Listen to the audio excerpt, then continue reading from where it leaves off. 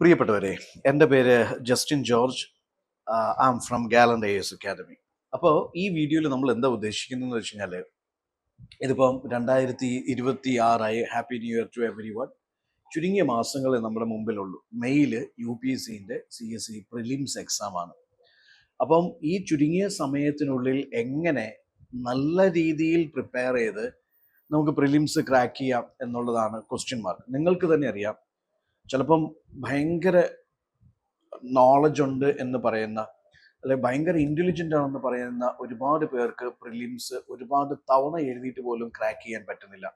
അതേസമയം നമ്മളിൽ പലരും ആവറേജ് ആണെന്നോ ബിലോ ആവറേജ് ആണെന്നോ വിശ്വസിക്കുന്ന പലരും ഇതിൻ്റെ പ്രിലിംസ്, മെയിൻസ്, ഇൻ്റർവ്യൂ സ്റ്റേജസ് വളരെ കൂളായിട്ട് ക്ലിയർ ചെയ്ത് സർവീസിലെത്തിയ ആൾക്കാരെ നിങ്ങൾ കണ്ടിട്ടുണ്ടാവും. അപ്പോൾ ഇവിടെ ശരിക്കും അറിഞ്ഞിരിക്കേണ്ട ചില സത്യങ്ങളുണ്ട്.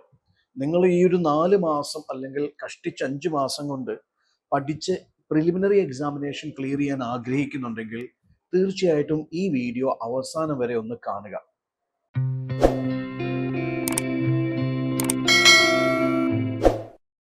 ഞാൻ ഈ പറയുന്ന കാര്യങ്ങൾ നിങ്ങൾക്ക് പ്രാക്ടീസ് ചെയ്യാൻ പറ്റുന്നുണ്ടെങ്കിൽ 100% നിങ്ങൾക്ക് പ്രിലിംസ് ക്രാക്ക് ചെയ്യാൻ പറ്റിയിരിക്കും. ഓക്കെ, അപ്പം ഞാൻ എന്തൊക്കെയാണ് പറയുന്നതെന്ന് ശ്രദ്ധിക്കൂ. സമയം കളയുന്നില്ല, 1 by 1 ആയിട്ട് ഞാനിത് നിങ്ങളുടെ മുമ്പിൽ പ്രസന്റ് ചെയ്യുകയാണ്. ഫസ്റ്റ് പോയിന്റ് എന്തെന്ന് വെച്ചാൽ, പറ്റുമെങ്കിൽ നിങ്ങളിത് എഴുതിയെടുക്കൂ. ഫസ്റ്റ് പോയിന്റ് എന്ന് പറയുന്നത്, നിങ്ങൾ ഒരുപാട് മോക്ക് ടെസ്റ്റുകൾ ഈ ഒരു സമയത്ത് പ്രാക്ടീസ് ചെയ്യുന്നുണ്ടാവും. ഇവിടെ ഏറ്റവും വലിയൊരു ട്രബിൾ എന്താണെന്ന് വെച്ച് കഴിഞ്ഞാൽ, നിങ്ങളുടെ ഫ്രണ്ട്സോ നിങ്ങളുടെ അക്കാദമീസോ അല്ലെങ്കിൽ നിങ്ങളുടെ മെൻറ്റേഴ്സോ നിങ്ങൾക്ക് ഒരുപാട് മോക്ക് ടെസ്റ്റുകൾ സജസ്റ്റ് ചെയ്യുന്നുണ്ടാവാം, ഒരുപാട് ക്വസ്റ്റ്യൻസ് തരുന്നുണ്ടാവാം. നിങ്ങൾ ഒരുപാട് ടെസ്റ്റുകൾ എടുക്കുക എന്നൊരു പ്രോസസ്സിൽ മാത്രം എൻഗേജ്ഡ് ആണെങ്കിൽ ജന്മത്ത് ഈ എക്സാം ക്രാക്ക് ചെയ്യത്തില്ല. എന്താണ് വേണ്ടത്? തീർച്ചയായിട്ടും കൂടുതൽ നമ്പർ ഓഫ് ക്വസ്റ്റ്യൻസ് പ്രാക്ടീസ് ചെയ്യണം. പക്ഷെ അതിനേക്കാളൊക്കെ ഉപരിയായിട്ട് നിങ്ങൾ എടുക്കുന്ന ഓരോ ടെസ്റ്റിനും ഒരുപാട് തവണ റിവിഷൻ ചെയ്യുന്നുണ്ട് എന്ന് ഉറപ്പുവരുത്തുക എന്നുള്ളതാണ്. ഫോർ എക്സാമ്പിൾ, നിങ്ങളിപ്പോൾ ഒരു ഫുൾ ടെസ്റ്റ് എടുത്തു എന്ന് വിചാരിക്കുക. അതിൽ history, economy, geography, polity, environment, IR, ഈ പറഞ്ഞ എല്ലാ സബ്ജക്ട്സിന്റെയും ക്വസ്റ്റ്യൻസ് ഉണ്ടാവും. ഈ ഒരു ടെസ്റ്റ് നിങ്ങൾ എടുത്ത് നിങ്ങളുടെ സ്കോർ 36 ആവാം, 46 ആവാം, 56 ആവാം, 66 ആവാം. ആ ടെസ്റ്റ് ഒരു തവണ എടുത്തു, നിങ്ങൾ അത് അവിടെ വെച്ചു, നിങ്ങൾ അടുത്ത ടെസ്റ്റിലേക്ക് പോകുന്നു, അതിനും ഒരു പർട്ടിക്കുലർ സ്കോർ കിട്ടി, അടുത്ത ടെസ്റ്റിലേക്ക് പോകുന്നു. ഇങ്ങനെ ഒരു റിവിഷനും ഇല്ലാണ്ട്, ഒരു എന്താ പറയുക, നിങ്ങൾ സെൽഫായിട്ടുള്ള ഒരു അനാലിസിസ് ഇല്ലാണ്ട് വെറുതെ നമ്പർ ഓഫ് ടെസ്റ്റുകൾ എടുത്തുകൊണ്ടേ ഇരിക്കുക എന്നുള്ളത് മാത്രമാണ് നിങ്ങളുടെ ഫണ്ട് എങ്കിൽ ഒരിക്കലും പ്രിലിംസ് ക്രാക്ക് ചെയ്യാൻ നിങ്ങളെ കൊണ്ടാവില്ല. നേരെ മറിച്ച് നിങ്ങൾ ഒരു ടെസ്റ്റ് എടുത്തിട്ട് അതിനുശേഷം നിങ്ങളുടെ സ്കോർ 36, 46, 56 ആയിക്കോട്ടെ, ശേഷം നിങ്ങൾ ഓരോ ക്വസ്റ്റ്യനും കൃത്യമായിട്ട് അനലൈസ് ചെയ്യുന്നു. എന്തുകൊണ്ട് നിങ്ങൾ ശരിയാക്കി, എന്തുകൊണ്ട് തെറ്റിച്ചു, അതിൻ്റെ ആൻസർ എന്താണ്, അതിൻ്റെ വാല്യൂ അഡീഷൻ എന്താണ് തന്നിരിക്കുന്നത്, ആ ക്വസ്റ്റ്യൻ്റെ റെലവൻസ് എന്താണ്, അല്ലെങ്കിൽ എത്രത്തോളം അത് പാറ്റേണുമായിട്ട് സിങ്ക് ആണ്, ഈ പറഞ്ഞ കാര്യങ്ങളൊക്കെ കൃത്യമായിട്ട് അനലൈസ് ചെയ്തിട്ടാണ് നിങ്ങൾ പോകുന്നതെങ്കിൽ, ഓരോ മോക്ക് ടെസ്റ്റിനും പ്രോപ്പർ ആയിട്ടുള്ള ഒരു അനാലിസിസ് നിങ്ങൾ നടത്തുന്നുണ്ടെങ്കിൽ, പ്രോപ്പർ ആയിട്ടുള്ള റിവിഷൻ നടത്തുന്നുണ്ടെങ്കിൽ, തീർച്ചയായിട്ടും നിങ്ങൾക്ക് എക്സാം ക്രാക്ക് ചെയ്യാനുള്ള സാധ്യത കൂടുതലായിരിക്കും. നേരെ മറിച്ച് വെറുതെ നമ്പർ ഓഫ് ടെസ്റ്റുകൾ മാത്രം എടുത്തു പോവുക എന്നുള്ളതാണ് നിങ്ങളുടെ ഉദ്ദേശം എന്നെങ്കിൽ, സാധ്യത ഫൈനൽ എക്സാം ഹാളിൽ നിങ്ങൾക്ക് ഈ അടുത്ത ഇത്രയും ക്വസ്റ്റ്യൻസ് നിങ്ങൾക്ക് റീക്യാപിറ്റുലേറ്റ് ചെയ്യാനോ റീകോൾ ചെയ്യാനോ ഒരിക്കലും സാധിക്കത്തില്ല. നേരെ മറിച്ച് എടുത്ത ഓരോ ടെസ്റ്റും പ്രോപ്പറായിട്ട് റിവിഷൻ ചെയ്ത് പാറ്റേൺ കൃത്യമായിട്ട് പഠിച്ച്, അല്ലെങ്കിൽ ഏരിയാസ് കൃത്യമായിട്ട് മനസ്സിലാക്കി, ശരിയും തെറ്റും സില്ലി എറേഴ്സ് ഒക്കെ കൃത്യമായിട്ട് മനസ്സിലാക്കിയാണ് നിങ്ങൾ പോകുന്നതെങ്കിൽ, ഈ പറഞ്ഞ കാര്യങ്ങളൊക്കെ നിങ്ങൾക്ക് എക്സാം ഹാളിൽ റീപ്രൊഡ്യൂസ് ചെയ്യാൻ ഈസി ആയിരിക്കും. അല്ലെങ്കിൽ അത് മനസ്സിലാക്കി തെറ്റ് കുറയ്ക്കുക എന്നുള്ളത് നിങ്ങൾക്ക് ഭയങ്കര ഈസി ആയിരിക്കും. രണ്ടാമത്തെ കാര്യം,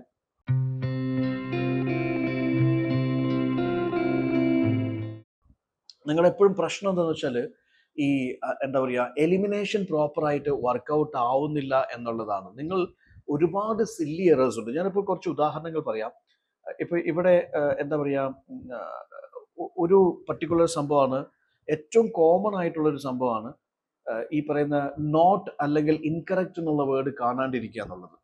നിങ്ങൾ കുറേ ക്വസ്റ്റ്യൻസ് പ്രാക്ടീസ് ചെയ്യുന്നു, പക്ഷേ എല്ലാ ടെസ്റ്റിലും നിങ്ങൾ എന്ന് വെച്ചാൽ which among the following is not correct regarding this biosphere, അല്ലെങ്കിൽ this particular article, അല്ലെങ്കിൽ this particular thing, ഒരു ക്വസ്റ്റ്യൻ ചോദിച്ചു. ഈ നോട്ട് കറക്റ്റ് അല്ലെങ്കിൽ ഇൻകറക്റ്റ് എന്നുള്ളത് നിങ്ങൾ ശ്രദ്ധിക്കുന്നില്ല. നിങ്ങൾ മൈൻഡിൽ ഫീഡ് ചെയ്ത് വെച്ചിരിക്കുന്നത് കറക്റ്റ് എന്നുള്ള വേർഡാണ്. നോട്ട് കറക്റ്റ് ആണ് പിക്ക് ചെയ്യേണ്ടത്, പക്ഷെ നിങ്ങൾ കറക്റ്റ് പിക്ക് ചെയ്യുന്നു. അപ്പോൾ ഇത് എത്ര തവണ ചെയ്തിട്ടും നിങ്ങൾ ഇതിൽ ഫോക്കസ്ഡ് അല്ലാത്തത് കൊണ്ട് തന്നെ ഇതേ തെറ്റ് തന്നെ ആവർത്തിച്ച് വരുത്തുന്നു. ഓക്കെ, ഇനി മറ്റൊന്ന് നോക്കുക. ഈ അവസാന നിമിഷം നിങ്ങൾ ആൻസർ സ്വിച്ച് ചെയ്യുന്ന ഒരു പരിപാടിയുണ്ട്. അതായത് എപ്പോഴും ഒരു 90% കേസിലും ബേസിക് ഇൻസ്റ്റിങ്ക്റ്റ് അല്ലെങ്കിൽ ഫസ്റ്റ് ഇൻസ്റ്റിങ്ക്റ്റ് ഉണ്ടല്ലോ, നിങ്ങൾ ആദ്യം നിങ്ങളുടെ മനസ്സിലേക്ക് ക്വസ്റ്റ്യൻ വായിച്ച് മനസ്സിലാക്കി നിങ്ങളുടെ മനസ്സിലേക്ക് വരുന്ന ആൻസർ ആയിരിക്കും മോസ്റ്റ് കേസിൽ ശരിയാവുന്ന ആൻസർ. പക്ഷെ ഇത് അനാവശ്യമായിട്ട്, ഓക്കെ ബി നിങ്ങൾ സെറ്റ് ചെയ്തു, പക്ഷെ അനാവശ്യമായിട്ട് ഓവർ തിങ്ക് ചെയ്ത് ഓവർ തിങ്ക് ചെയ്ത് ഓവർ തിങ്ക് ചെയ്ത് ഓവർ തിങ്ക് ആയി ചെയ്ത് നിങ്ങൾ അനാവശ്യമായിട്ട് അതിനെ കീറി മുറിച്ച് ബി മാറ്റി അവസാന നിമിഷം സിയിലേക്ക് സ്വിച്ച് ചെയ്യും. ആൻസർ ഒരുപക്ഷെ ബി ആയിരിക്കും. അപ്പോൾ trust your basic instinct, trust your instinct, അല്ലെങ്കിൽ ട്രസ്റ്റ് യുവർ നിങ്ങളുടെ ലോജിക്, അല്ലെങ്കിൽ അതിനെ ട്രസ്റ്റ് ചെയ്യാനുള്ള ഒരു ഗട്ട് ഫീലിംഗ് നിങ്ങൾക്ക് ഉണ്ടാവണം. ഓക്കെ, അവസാന നിമിഷം സ്വിച്ച് ചെയ്യുന്ന ആൻസർ സ്വിച്ച് ചെയ്യുന്ന ഒരു പരിപാടി ഉണ്ടെങ്കിൽ, ഓവർ തിങ്ക് ചെയ്യുന്ന ഒരു പരിപാടി ഉണ്ടെങ്കിൽ, അത് നിങ്ങൾ ട്രെയിൻ ചെയ്ത് ആ ഒരു അവസ്ഥയെ മാറ്റിയെടുക്കണം. ഇനി മറ്റൊരു സംഭവം എന്ന് വെച്ച് കഴിഞ്ഞാൽ, ഈ എക്സ്ട്രീം വേർഡ്സിനെ നിങ്ങൾക്ക് ഇപ്പോഴും പ്രോപ്പറായിട്ട് എന്താ പറയുക മോണിറ്റർ ചെയ്യാൻ ആവുന്നില്ല എന്നുള്ളതാണ്. ഇപ്പോൾ for example, fundamental rights are always available to all dwellers in India എന്ന് പറയുമ്പോൾ, നിങ്ങൾ ഓൾ ഓഫ് എ സഡൻ അത് പെട്ടെന്ന് മൈൻഡിലേക്ക് വരുന്നത് ശരിയാണെന്ന് പറഞ്ഞുകൊണ്ട് നിങ്ങൾ കുത്തുന്നു. പക്ഷെ പ്രോബ്ലം എന്താണ്? Fundamental rights are always available to all dwellers, always available to dwellers in India എന്ന് പറയുമ്പോൾ അതിൽ ഇന്ത്യൻസും ഫോറിനേഴ്സ് ഒക്കെ പെടും. But it is not always available to all foreigners. See, അപ്പൊ എന്താ സംബന്ധിച്ച് ഈ ഓൾവേസ്, അല്ലെങ്കിൽ ഓൺലി, അല്ലെങ്കിൽ completely, absolutely, hardly, okay, mostly, ഇങ്ങനെയുള്ള വേർഡ്സ് പലപ്പോഴും നിങ്ങൾ ശ്രദ്ധിക്കുന്നില്ല സ്റ്റേറ്റ്മെന്റ്സിൽ. അത് പിന്നീട് ടെസ്റ്റ് കഴിഞ്ഞ് പുറത്തിറങ്ങിയതിന് ശേഷമാണ് അതിനെക്കുറിച്ച് നിങ്ങൾ ചിന്തിക്കുന്നത്. അപ്പം ഈ സില്ലി എറേഴ്സ് സംഭവിക്കുന്നത് എക്സ്ട്രീം വേർഡ്സും ഉണ്ടാവാം. അപ്പൊ അങ്ങനെയുള്ള എക്സ്ട്രീം വേർഡ്സ് ഏതൊക്കെയാണ്, അല്ലെങ്കിൽ സാധ്യതകൾ ഏതൊക്കെയാണ്, അതിനെക്കുറിച്ച് കൃത്യമായിട്ട് ഒരു എന്താ പറയുക അനാലിസിസ് നടത്തുക എന്നുള്ളത് എക്സാമിന് മുമ്പ് സംഭവിക്കേണ്ട ഒരു സംഭവമാണ്. ഇനിയിപ്പം വേറൊരു സംഭവം എന്ന് വെച്ച് കഴിഞ്ഞാൽ, ഇപ്പം ഈ പറയുന്ന എന്താ പറയാ സിമിലർ സൗണ്ടിങ് ടേംസിൽ നിങ്ങൾ കൺഫ്യൂസ്ഡ് ആവുന്നു. സിമിലർ സൗണ്ടിങ് ടേംസിൽ ചിലപ്പോൾ നിങ്ങൾ ഭയങ്കരമായിട്ട് എന്താ പറയുക കൺഫ്യൂസ്ഡ് ആവുന്നു. ഇപ്പോൾ കൺവെൻഷനും അല്ലെങ്കിൽ കോൺഫറൻസും തമ്മിൽ നിങ്ങൾ കൺഫ്യൂസ്ഡ് ആവുന്നു. ഓക്കെ, അപ്പോൾ സിമിലർ വേർഡ്സ് ആണ് തന്നിരിക്കുന്നത്. ചിലപ്പോൾ നിങ്ങൾ രണ്ടും ഒന്നാണെന്ന് നിങ്ങൾ തെറ്റിദ്ധരിക്കുന്നു. ഓക്കെ, അപ്പോൾ രണ്ടും ഒന്നാണ് എന്ന് തെറ്റിദ്ധരിക്കുന്നവരൊക്കെ ആയിരിക്കും ചിലപ്പോൾ. ഇപ്പോൾ റംസാർ കൺവെൻഷൻ വന്നു, സ്റ്റോക്ക്ഹോം കോൺഫറൻസ് വന്നു, ചിലപ്പോൾ നിങ്ങൾ കൺഫ്യൂസ്ഡ് ആവും, സിമിലർ വേർഡ്സിൽ നിങ്ങൾ കൺഫ്യൂസ്ഡ് ആവും. അപ്പോൾ ഇതൊക്കെ നേരത്തെ നിങ്ങൾ ലിസ്റ്റ് ഔട്ട് ചെയ്യാൻ പറ്റിയെങ്കിൽ, ഇങ്ങനെയുള്ള സ്ഥിരമായിട്ട് സംഭവിക്കാൻ സാധ്യതയുള്ള എറേഴ്സ് നേരത്തെ നിങ്ങൾ പ്രിപ്പയർ ചെയ്തിട്ടുണ്ടെങ്കിൽ, അല്ലെങ്കിൽ ലിസ്റ്റ് ഔട്ട് ചെയ്തിട്ടുണ്ടെങ്കിൽ, ഈ ആവർത്തിച്ചു വരുന്ന മിസ്റ്റേക്സ് ഫൈനൽ എക്സാമിൽ നിങ്ങൾക്ക് ഒഴിവാക്കാം. ഓക്കെ, ഇനി വേറൊന്ന് സംഭവം എന്ന് വെച്ചാൽ, ലൈക്ക് എന്താ പറയുക, ഒരു പർട്ടിക്കുലർ സംഭവം, ഇപ്പോൾ ഫോർ എക്സാമ്പിൾ ഇവിടെ തന്നിരിക്കുന്ന ഒരു സംഭവം കഴിഞ്ഞ വർഷം വന്നിരിക്കുന്ന ഒരു പ്രോബ്ലമാണ്. പലപ്പോഴും നമ്മൾ വെച്ചാൽ ഗസ്സിങ്ങിൽ നമ്മൾ ഭയങ്കര ഓവർ കോൺഫിഡൻ്റ് ആവുന്നു എന്നുള്ളതും ഒരു പ്രശ്നമാണ്. ചില ഗസ്സിങ് ഇത് എന്തായാലും ഇങ്ങനെ ആകുള്ളൂ എന്ന് ചിന്തിച്ച് നമ്മൾ എന്ത് ചെയ്യുന്നു, തെറ്റായിട്ടുള്ള ആൻസറിലേക്ക് എത്തുന്നു. അപ്പം ഗസ് വർക്ക് ചെയ്യുന്നത് നിങ്ങളുടെ എന്താ പറയുക ശരിക്കും പഠിച്ച നോളജിനെ ബേസ് ചെയ്തിട്ടായിരിക്കണം ഗസ് ചെയ്യേണ്ടത്. ഓക്കെ, അല്ലെങ്കിൽ നമ്മൾ അവിടെ കേട്ടതോ ഇവിടെ കേട്ടതോ, അല്ലെങ്കിൽ നമ്മുടേതായിട്ടുള്ള ചില പെർസെപ്ഷൻസ് വെച്ചിട്ടുള്ള ഗസ്സിങ് വർക്കൗട്ട് ആവത്തില്ല എന്നുള്ളത് പ്രത്യേകം ശ്രദ്ധിക്കുക. ഓക്കെ,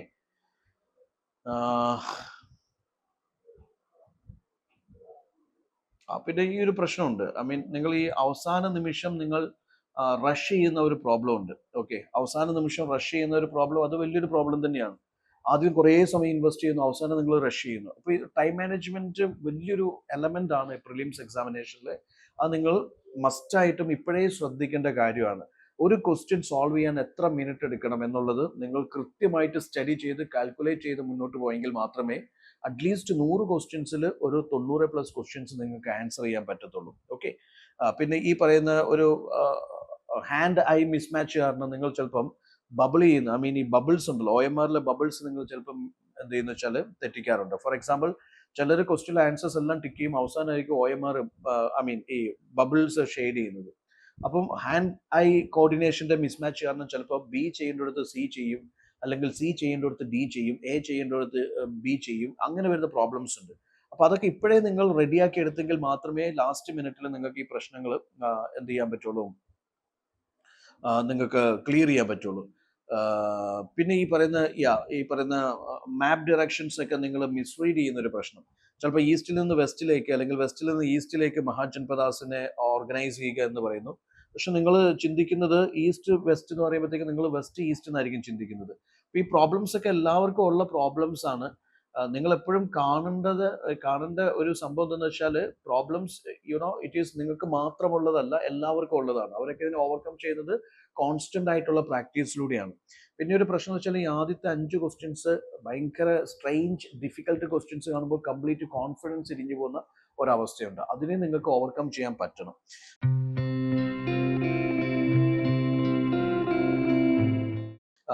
മറ്റൊന്ന്, അപ്പൊ നമ്മൾ എലിമിനേഷന്റെ കാര്യം പറഞ്ഞു. ഇനി വേറൊരു സംഭവം എന്ന് വെച്ച് കഴിഞ്ഞാൽ റിവിഷൻ. ഈ ഫാക്ട് റിവിഷൻ എന്നുള്ളത് ഒരു വലിയ ഘടകമാണ്. നമുക്കറിയാം പ്രിലിംസിന്റെ എക്സാമിൽ ഫാക്ട് ബേസ്ഡ് ക്വസ്റ്റ്യൻസ് UPSC ചോദിക്കാറുണ്ട്. അത് എൻവയൺമെന്റ് ആയിക്കോട്ടെ, സയൻസ് ആയിക്കോട്ടെ, ഹിസ്റ്ററി ആയിക്കോട്ടെ, പൊളിറ്റി ആയിക്കോട്ടെ, മിക്ക സബ്ജക്ട്സിലും ഫാക്ട് ബേസ്ഡ് ക്വസ്റ്റ്യൻസ് വരാറുണ്ട്. അപ്പോൾ ഫാക്ട് പൂർണ്ണമായിട്ട് നമുക്ക് തള്ളിക്കളയാനാവത്തില്ല. അതിന് വേണ്ടിയിട്ട് ഡെയിലി നിങ്ങളൊരു റിവിഷൻ സ്ട്രാറ്റജി സെറ്റ് ചെയ്യണം. അപ്പോൾ ഇവിടെ തന്നെയാണെങ്കിൽ ഇപ്പോൾ ഫോർ എക്സാമ്പിൾ നിങ്ങൾ the schemes of government, last 2 ഇയേഴ്സിൽ ഏറ്റവും പോപ്പുലർ ആയിട്ട് വന്നിരിക്കുന്ന പ്രധാനപ്പെട്ട ഗവൺമെന്റ് സ്കീംസ്, ഇനിഷ്യേറ്റീവ്സ്, അത് നിങ്ങൾക്കൊരു ചാർട്ടായിട്ട് പ്രിപ്പയർ ചെയ്യാം. അതിൻ്റെ മിനിസ്ട്രി ആരാണ്, സ്പോൺസർഷിപ്പ് ആരാണ്, ബെനഫിഷ്യറീസ് ആരാണ്, ആ ഫാക്ട്സ് വെച്ചിട്ട് നിങ്ങൾക്ക് അതിൻ്റെ ഒരു ചാർട്ട് പ്രിപ്പയർ ചെയ്യാം. ഇനി അല്ലെങ്കിൽ റംസാർ സൈറ്റ്സ്, അല്ലെങ്കിൽ ബയോസ്ഫിയർ, സാങ്ച്വറീസ്, ടൈഗർ റിസർവ്സ്, അല്ലെങ്കിൽ ആർട്ടിക്കിൾസ്, അല്ലെങ്കിൽ സ്പീഷീസ് ഇൻ ദ ന്യൂസ്, ഇങ്ങനെയുള്ള ഫാക്ട്സ് ഒക്കെ നിങ്ങൾക്ക് ചാർട്ടായിട്ട് പ്രിപ്പയർ ചെയ്യാം. അത് എല്ലാ ദിവസവും ഈ ഫാക്ട് റിവൈസ് ചെയ്യാൻ വേണ്ടിയിട്ട് ഒരു സമയം മാറ്റി വെക്കുക. അറ്റ്ലീസ്റ്റ് ഡെയിലി ഒരു 1 hour അല്ലെങ്കിൽ ഒരു അരമണിക്കൂർ മൾട്ടിപ്പിൾ സബ്ജക്ട്സിലുള്ള ഫാക്ട്സ്, അത് എല്ലാം ഒറ്റ സ്ട്രെച്ചിൽ ചെയ്യണമെന്ന് നിർബന്ധമില്ല. ഒരു പർട്ടിക്കുലർ സബ്ജക്ട്സിന്റെ ഫാക്ട് ചാർട്ട്സ് നിങ്ങൾ പ്രിപ്പയർ 2-3 ഫാക്ട് ചാർട്ട്സ് നിങ്ങൾ പ്രിപ്പയർ ചെയ്തിട്ടുണ്ടെങ്കിൽ ആ ദിവസത്തെ അരമണിക്കൂർ ആ 3-4 ഫാക്ട് ചാർട്ട്സ് റിവിഷൻ ചെയ്യാൻ വേണ്ടിയിട്ട് കൊടുക്കുക. അങ്ങനെ ഓരോ ദിവസവും ഒരു പർട്ടിക്കുലർ ടൈം ഈ ഫാക്ട് ചാർട്ട്സ് റിവിഷൻ ചെയ്യാൻ വേണ്ടിയിട്ട് മൾട്ടിപ്പിൾ സബ്ജക്ട്സിന്റെ ഫാക്ട് ചാർട്ട്സ് റിവിഷൻ ചെയ്യാൻ വേണ്ടിയിട്ട് നിങ്ങൾ കൊടുക്കാനായിട്ട് ശ്രമിക്കുക. ഇനി മറ്റൊന്നെന്ന് വെച്ചാൽ PYQs ആണ്. നിങ്ങൾ എപ്പോഴും ശ്രദ്ധിക്കുക, ചുരുങ്ങിയ സമയത്തിനുള്ളിൽ പ്രിലിംസ് ക്രാക്ക് ചെയ്യണമെങ്കിൽ മസ്റ്റായിട്ട് നിങ്ങൾ ചെയ്യേണ്ടത് കഴിഞ്ഞ ഒരു 20 വർഷത്തെയെങ്കിലും, ഏറ്റവും കുറഞ്ഞത് ഒരു 20 വർഷത്തെയെങ്കിലും പ്രീവിയസ് ഇയർ ക്വസ്റ്റ്യൻസ് പ്രാക്ടീസ് ചെയ്യുക എന്നുള്ളതാണ്. അത് ഫ്രം ബാക്ക്വേർഡ്സ് അല്ലെങ്കിൽ ഫ്രം എന്താ പറയുക, ഏറ്റവും പഴയ ക്വസ്റ്റ്യൻസ് തൊട്ട് 2000 ഓൺവേർഡ്സ് നിങ്ങൾക്ക് എന്താ വെച്ചാൽ ക്വസ്റ്റ്യൻസ് പ്രാക്ടീസ് ചെയ്യാം. അത് റീസെന്റ് ട്രെൻഡ് മാറിയതൊന്നും നോക്കേണ്ട ആവശ്യമില്ല. പഴയ പാറ്റേൺ തൊട്ടുള്ള ക്വസ്റ്റ്യൻസ് തൊട്ട് നിങ്ങൾക്ക് പ്രാക്ടീസ് ചെയ്യാം. അപ്പോൾ PYQs ഒരു കാരണവശാലും PYQ ഇന്റഗ്രേറ്റഡ് ആവണം നമ്മുടെ പ്രിപ്പറേഷനും സ്റ്റഡി പ്ലാനൊക്കെ. അപ്പോൾ അതൊരിക്കലും കോംപ്രമൈസ് ചെയ്യരുത്. പിന്നെ മറ്റൊന്നെന്ന് പറയുന്നത് ഒരു ഡെയിലി ഉള്ള ഒരു ജിം പ്രാക്ടീസ് ആണ്. ഡെയിലി വർക്കൗട്ട് എന്ന് വെച്ചാൽ ഡെയിലി ഇനി തൊട്ട് അങ്ങോട്ടേക്ക് ഒരു മിനിമം 50 ക്വസ്റ്റ്യൻസ് ഒന്നെങ്കിൽ കിടക്കുന്നതിന് മുമ്പോ അല്ലെങ്കിൽ ഏർലി മോർണിംഗിലോ ഒരു 1 hour നിങ്ങൾ 50 ക്വസ്റ്റ്യൻസ് വെച്ച് ഡെയിലി സോൾവ് ചെയ്യാനായിട്ട് ശ്രമിക്കുക. അത് ഡെയിലി നിങ്ങൾ ചെയ്ത് കഴിയുമ്പോൾ നിങ്ങൾ പോലും അറിയാണ്ട് നിങ്ങൾക്ക് എക്സാമിലുള്ള കോൺഫിഡൻസ് വർദ്ധിക്കും. നിങ്ങൾ ഈ സ്ഥിരമായിട്ട് വരുത്തുന്ന ഒരുപാട് എറേഴ്സ് നിങ്ങൾക്ക് ഓവർകം ചെയ്യാൻ പറ്റും. തന്നെയല്ല, കോൺസെപ്ച്വലി നിങ്ങളുടെ ക്ലാരിറ്റി, വ്യക്തത കൂടുകയും ചെയ്യും എന്നുള്ളതാണ്. അപ്പോൾ അങ്ങനെയുള്ള കാര്യങ്ങൾ ശ്രദ്ധിക്കുക. പിന്നെ ഈ പറയുന്ന ഒരു 10 പോയിന്റ്സിന്റെ 10 ബുള്ളറ്റ് പോയിന്റ്സിന്റെ മൈക്രോ നോട്ട്സ് പ്രിപ്പയർ ചെയ്യാനായിട്ട് ശ്രദ്ധിക്കുക. നമ്മൾ ഇന്ന് പഠിക്കുന്ന പോർഷൻസ് ഇപ്പോൾ ഫണ്ടമെന്റൽ ഡ്യൂട്ടീസ്, ഫണ്ടമെന്റൽ റൈറ്റ്സ് ആണെങ്കിൽ നിങ്ങൾ അതിനെ എന്താ വെച്ചാൽ സ്പ്ലിറ്റ് ചെയ്യുക, ഡിവൈഡ് ചെയ്യുക. ഒരു 10 പോയിന്റ്സ് വെച്ചിട്ടുള്ള മൈക്രോ നോട്ട്സ്, അല്ലെങ്കിൽ ഞാനിപ്പോൾ മഹാജൻപദാസ് ആണ് പഠിക്കുന്നത്, മഹാജൻപദാസ് ആണ്, അതായത് ബുദ്ധിസം ചൈനീസും ആണ്. ഒരു 10 പോയിന്റ്സ്, 10 ബുള്ളറ്റ് പോയിന്റ്സിന്റെ മൈക്രോ നോട്ട്സ് ഓരോ ദിവസവും നിങ്ങൾ പഠിക്കുന്ന പോർഷൻസിന്റെ എന്താ പറയുക, ഓരോ ടോപ്പിക് എടുത്ത് അതിന്റെ 10 പോയിന്റ് ബുള്ളറ്റ് പോയിന്റ്സ് ആയിട്ട് പ്രിപ്പയർ ചെയ്ത് പോവുകയാണെങ്കിൽ നിങ്ങൾക്ക് ഈ മൈക്രോ നോട്ട്സ് ഫൈനൽ റിവിഷനിൽ ഭയങ്കരമായിട്ട് ഹെൽപ്പ് ചെയ്യും. ഓക്കെ. മറ്റൊന്ന്, നിങ്ങളെന്ന് വെച്ചാൽ ഒരു ടൈം കൺസ്ട്രെയിൻസ് ഉണ്ട് നമ്മുടെ എക്സാമിന്. നമുക്ക് 120 മിനിറ്റ്സേ ഉള്ളൂ. അതായത് 2 മണിക്കൂറിൽ നമ്മൾ ഒരു പേപ്പർ ഫിനിഷ് ചെയ്യണം. അങ്ങനത്തെ 2 പേപ്പേഴ്സ് ആണ് ഉള്ളത്. അപ്പോൾ അതുകൊണ്ട് തന്നെ ആക്ച്വലി നിങ്ങളൊരു മൈൻഡ് സെറ്റിലേക്ക് വരിക. നിങ്ങളല്ല, നിങ്ങളുടെ മൈൻഡാണ് ആക്ച്വലി ഈ എക്സാം എഴുതുന്നത്. ശരിയല്ലേ? അപ്പോൾ നിങ്ങൾക്ക് ആ കോർഡിനേഷൻ കൃത്യമായിരിക്കണം. നിങ്ങൾക്ക് ഈ 120 മിനിറ്റ്സിൽ 100 ക്വസ്റ്റ്യൻസ് അല്ലെങ്കിൽ 90-ൽ പരം ക്വസ്റ്റ്യൻസ് നിങ്ങൾക്ക് അറ്റംപ്റ്റ് ചെയ്യാനുണ്ട്. അതും ആക്യുറസിയോട് കൂടി അറ്റംപ്റ്റ് ചെയ്യാനുണ്ട്. അപ്പോൾ ശരിക്കും നിങ്ങളുടെ മൈൻഡിനെ ട്രെയിൻ ചെയ്തെടുക്കുക. ഒരു എന്താ പറയുക, ഒരു ആക്ച്വൽ സിമുലേറ്റഡ് മൂഡിൽ ഇരുന്ന് നിങ്ങൾക്ക് എഴുതാൻ പറ്റണം. അല്ലെങ്കിൽ കൃത്യം ടൈം ബൗണ്ട് ആയിട്ട് പേപ്പേഴ്സ് പ്രാക്ടീസ് ചെയ്യാൻ പറ്റണം. അങ്ങനെ വരുമ്പോഴായിരിക്കും ശരിക്കും നിങ്ങൾ എക്സാക്ട് എക്സാമിനോട് ജസ്റ്റിസ് ചെയ്യുന്നത്. അത് പ്രത്യേകം ശ്രദ്ധിക്കുക. ഇനി മറ്റൊന്ന്, എപ്പോഴും ഞാൻ പറയുന്ന ഒരു പോയിന്റ് ആണ്, നിങ്ങളുടെ ഈ സില്ലി മിസ്റ്റേക്സ് ഉണ്ടല്ലോ, സില്ലി മിസ്റ്റേക്സ് അതിന്റെ ഒരു രജിസ്റ്റർ നിങ്ങൾ മെയിൻറ്റെയിൻ ചെയ്യും. നിങ്ങൾ അത് സബ്ജക്റ്റീവ് ആണ്. ഇപ്പം ആരാധനയും ആദിത്യയും അല്ലെങ്കിൽ അനുരാധയും ചെയ്യുന്ന അല്ലെങ്കിൽ പേപ്പറിൽ വരുത്തുന്ന മിസ്റ്റേക്സ് പലതായിരിക്കും. ഒരാൾ വരുത്തുന്ന മിസ്റ്റേക്സ് ആയിരിക്കത്തില്ല വേറൊരാൾ വരുത്തുന്നത്. ഇനി വേറൊരാൾ വരുത്തുന്ന മിസ്റ്റേക്സ് വേറൊരാൾക്ക് പ്രശ്നമേ അല്ലായിരിക്കാം. What I am saying is that mistakes എപ്പോഴും സബ്ജക്റ്റീവ് ആണ്. നിങ്ങളുടെ കാഴ്ചപ്പാടുകൾ, നിങ്ങൾ ചിന്തിക്കുന്ന രീതി അനുസരിച്ചാണ് ക്വസ്റ്റ്യൻസ് ശരിയാവുക, അല്ലെങ്കിൽ ക്വസ്റ്റിൻ്റെ ആൻസേഴ്സ് ശരിയാവുകയും തെറ്റാവുകയൊക്കെ ചെയ്യുന്നത്. അപ്പോൾ നിങ്ങളൊരു രജിസ്റ്റർ മെയിൻറ്റെയിൻ ചെയ്യൂ. ഓക്കെ, ഞാൻ ഒരു ടെസ്റ്റ് എടുത്ത് കഴിയുമ്പോൾ ഞാൻ എങ്ങനെയൊക്കെയാണ് മിസ്റ്റേക്സ് വരുത്തുന്നത്, ഏതൊക്കെ കാറ്റഗറിയിലാണ് ഞാൻ മിസ്റ്റേക്സ് വരുത്തുന്നത്, അത് കൃത്യമായിട്ടൊരു രജിസ്റ്റർ ആയിട്ട് തന്നെ നിങ്ങൾ മെയിൻറ്റെയിൻ ചെയ്യുക. ഓക്കെ, ഇപ്പോൾ history, economy, geography, polity, environment, science, current അഫേഴ്സിൻ്റെ ടെസ്റ്റുകൾ എടുക്കുമ്പോൾ ഞാൻ യൂഷ്വലി വരുത്തുന്ന പ്രോബ്ലംസ് ഇന്നതാണ്, അല്ലെങ്കിൽ സിസാറ്റ് എടുക്കുമ്പോൾ, അല്ലെങ്കിൽ GS എടുക്കുമ്പോൾ ഇങ്ങനെയാണ്, സിസാറ്റ് എടുക്കുമ്പോൾ ഇങ്ങനെയാണ്. So you just maintain A record of the silly mistakes U commit in the exam. അത് പ്രോപ്പറായിട്ട് നിങ്ങളൊരു മെൻറ്ററുമായിട്ട് ഇരുന്നിട്ട് അതിൻ്റെ സൊല്യൂഷൻസിലേക്ക് നിങ്ങൾ എത്താൻ ശ്രമിക്കും. ഇതൊക്കെ ഞാൻ പറഞ്ഞില്ലേ, ഒരു ഫൈനൽ റിസൾട്ടിലേക്ക് നിങ്ങളെ എത്തിക്കുന്ന, അല്ലെങ്കിൽ സക്സസിലേക്ക് നിങ്ങൾ എത്തിക്കുന്ന ചില ആത്മപരിശോധനകളാണ്, അല്ലെങ്കിൽ ചില കാര്യങ്ങളാണ്. ഇനി മറ്റൊരു സംഭവം എന്ന് വെച്ച് കഴിഞ്ഞാൽ, റിവിഷൻ്റെ കാര്യത്തിലേക്ക് വരുമ്പോൾ പല കുട്ടികളും ചെയ്യുന്ന ഏറ്റവും വലിയൊരു ബ്ലണ്ടർ എന്താണെന്ന് വെച്ചാൽ, ഈ അവസാന നിമിഷം ലാസ്റ്റ് മിനിറ്റിൽ അവർ പഠിക്കാത്ത കാര്യങ്ങളുടെ പിന്നാലെ പോകുന്നു എന്നുള്ളതാണ്. നിങ്ങൾ ആ ഒരു പരിപാടി നിർത്തിക്കോളൂ. നിങ്ങൾ കറണ്ട് അഫെയർ എത്ര എക്സ്ട്രാ വായിച്ചാലും പ്രശ്നമില്ല. പക്ഷെ നിങ്ങൾ ഈ 1 വർഷം 1.5 വർഷം സ്റ്റാറ്റിക് സബ്ജക്ട്സ് പഠിച്ച് സിലബസ് തീർത്ത ഒരാളെ സംബന്ധിച്ചിടത്തോളം അത് റിവിഷൻ ചെയ്യാനായിട്ട് നോക്കൂ. നിങ്ങൾ ഓഫ് കോഴ്സ് ഇപ്പോൾ ഹിസ്റ്ററിക്ക് വേണ്ടിയിട്ട് നിങ്ങൾ ചിലപ്പം ആർ ശർമ്മ വായിച്ചിട്ടുണ്ടാവും, അല്ലെങ്കിൽ ഇവിടെ സതീഷ് ചന്ദ്രയോ, അല്ലെങ്കിൽ ഇവിടെ ബിപിൻ ചന്ദ്രയോ വായിച്ചിട്ടുണ്ടാവും, NCERT വായിച്ചിട്ടുണ്ടാവും, അല്ലെങ്കിൽ നിങ്ങൾ ഒരു കോച്ചിങ് അക്കാദമിയിൽ ക്ലാസ് എടുത്തിട്ടുണ്ടെങ്കിൽ അവിടുത്തെ ക്ലാസ്സസും മെറ്റീരിയലും പ്രൊവൈഡ് ചെയ്തിട്ടുണ്ടാവും. ഏതാണോ നിങ്ങൾക്ക് കിട്ടിയിരിക്കുന്ന ബെസ്റ്റ് സോഴ്സ് അത് മാത്രം സ്റ്റിക്ക് ഓൺ ചെയ്യുക, അത് മാത്രം മൾട്ടിപ്പിൾ തവണ റിവിഷൻ ചെയ്യുക. അത് മതി, ഈ കോർ സബ്ജക്ട്സിന് അത് മതി. അതേസമയം നിങ്ങൾ ഒന്നും റിവിഷൻ ചെയ്യാണ്ട് ഇനിയും പഠിക്കാത്തതിൻ്റെ പിന്നാലെ പോയിക്കൊണ്ടിരിക്കുകയാണെങ്കിൽ ജന്മത്ത് ഈ എക്സാം പാസ്സാവാൻ പോകുന്നില്ല. കാരണം കുറേ കുട്ടികൾ പെർഫെക്ഷനിസ്റ്റ് ആണ്. അവർക്ക് എത്ര വായിച്ചാലും മതിയാവത്തില്ല, എത്ര പഠിച്ചാലും മതിയാവത്തില്ല. അവർ വീണ്ടും വീണ്ടും PhD ചെയ്യാനുള്ള ഒരു ശ്രമത്തിലാണ്. അങ്ങനെ പോയാൽ പാസ്സാവാൻ പറ്റുന്നൊരു എക്സാം അല്ല സിവിൽ സർവീസ് എക്സാം. ഒരു 1.5 വർഷം നിങ്ങൾ പഠിച്ച് ഓരോ സബ്ജക്റ്റ് നിങ്ങൾ കംപ്ലീറ്റ് ചെയ്തു. ആ അക്കാദമി നിങ്ങൾക്ക് മെറ്റീരിയലും ക്ലാസ്സസും പ്രൊവൈഡ് ചെയ്തിട്ടുണ്ടാവും, നല്ല ക്ലാസ്സസും മെറ്റീരിയലും പ്രൊവൈഡ് ചെയ്തിട്ടുണ്ടാവും.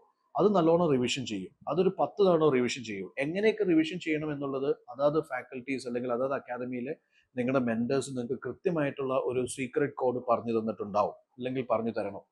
അതനുസരിച്ച് നിങ്ങൾക്ക് കൂളായിട്ട് റിവിഷൻ ചെയ്യാൻ പറ്റും. ആ റിവിഷൻ കംപ്ലീറ്റ് ചെയ്തതിന് ശേഷം, അല്ലെങ്കിൽ കംപ്ലീറ്റ് ചെയ്യുന്നതിനോടൊപ്പം തന്നെ നിങ്ങൾ ടെസ്റ്റുകളും എടുത്തുകൊണ്ടേയിരിക്കും. ഓക്കെ, അപ്പം ഇൻസ്റ്റെഡ് ഓഫ് 100 ബുക്സ് വായിക്കുക എന്നതിനേക്കാൾ ഉപരി നിങ്ങളിപ്പോൾ മുഴുവനായിട്ടൊരു 10 ബുക്സ് ആണെങ്കിൽ 10 ബുക്സ് 10 തവണ വായിക്കുക എന്നുള്ളതാണ് ഇതിൻ്റെ സക്സസ് ഫോർമുല എന്ന് പറയുന്നത്. അത് എല്ലാവരും ശ്രദ്ധിക്കുക. അപ്പം ഞാൻ ഈ പറഞ്ഞ കാര്യങ്ങളൊക്കെ നിങ്ങൾ ഒന്ന് ശ്രദ്ധിക്കുകയാണെങ്കിൽ ഈ 4 മാസം 4.5 മാസം കൊണ്ട് നിങ്ങൾക്ക് കൂളായിട്ട് പഠിച്ച് റിവൈസ് ചെയ്ത് ടെസ്റ്റുകൾ എടുത്ത് നിങ്ങൾക്ക് പ്രിലിംസ് ക്രാക്ക് ചെയ്യാൻ ആകും എന്നുള്ളതാണ് റിയാലിറ്റി. അതുകൊണ്ട് എല്ലാ കുട്ടികളും ഈ പറഞ്ഞ രീതികളൊക്കെ ഒന്ന് ഫോളോ ചെയ്യാനായിട്ട് ശ്രമിക്കൂ. വിജയം നിങ്ങൾക്ക് സുനിശ്ചിതമായിരിക്കും. Okay, stay tuned. Bye by.